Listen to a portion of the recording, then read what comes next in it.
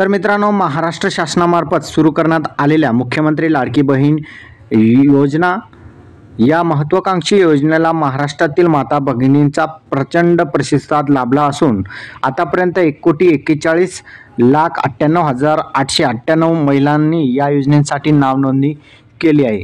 प्राप्त झालेल्या अर्जांची छाननी सुरू असून आतापर्यंत 1,30,00,000 अर्ज या ठिकाणी पात्र करण्यात आलेले आहेत आणि याबाबत जिल्हा स्तरावर माहिती सुद्धा प्रसिद्ध करण्यात आलेली आहे। आता आपण जिल्ह्यानुसार यादी बघूया, कोणत्या जिल्ह्याला किती अर्ज आलेले आहे। तर मित्रांनो, बघितलं तर जिल्ह्यानुसार आपण माहिती बघूया। सर्वात अगोदर कोकण किनारपट्टीकडील जिल्ह्यामधून सुरुवात करूया, ज्यामध्ये सिंधुदुर्गमध्ये बघितलं तर 1,50,478, तर रत्नागिरीमध्ये 1,74,324, सातारा जिल्ह्यामध्ये 5,20,828 अर्ज आलेले आहेत, सांगली जिल्ह्यामध्ये 4,59,836 अर्ज आलेले आहेत, तर कोल्हापूरमध्ये 4,96,073 एवढं अर्ज आलेले आहेत। त्यानंतर आपण सोलापूरकडे वळलो तर सोलापूरमध्ये 6,14,962 अर्ज आलेले, तर धाराशिवमध्ये 1,79,639, तर लातूरमध्ये 3,40,239 अर्ज आलेले आहेत, तर नांदेड जिल्ह्यामध्ये 4,73,087 महिलांनी या ठिकाणी अर्ज केलेले आहेत। त्यानंतर बीड जिल्ह्यामध्ये 3,52,668 अर्ज आलेले आहेत, तर पुणे जिल्ह्यामध्ये 9,73,063 महिलांनी या ठिकाणी अर्ज केलेले आहेत, रायगडमध्ये 3,49,485, तर मुंबई सिटीमध्ये 1,73,191 महिलांनी या ठिकाणी अर्ज केलेले आहेत।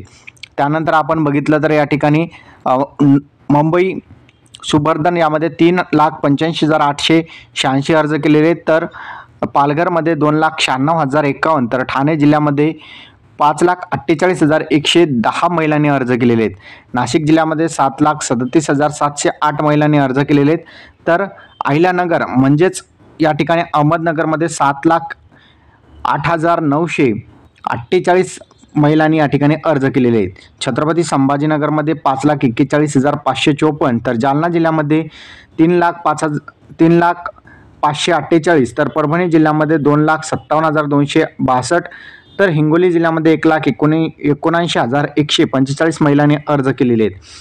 त्यानंतर आपण बीडमध्ये बघितलं तर 3,52,668 महिलांनी अर्ज केलेले आहेत, नाशिकमध्ये 7,37,708 महिलांनी अर्ज केलेले आहेत, धुळेमध्ये 2,72,894, तर जळगावमध्ये 5,33,958 महिलांनी अर्ज केलेले आहेत, नंदुरबारमध्ये बघितलं तर आपण 2,61,956 महिलांनी अर्ज केलेले आहेत।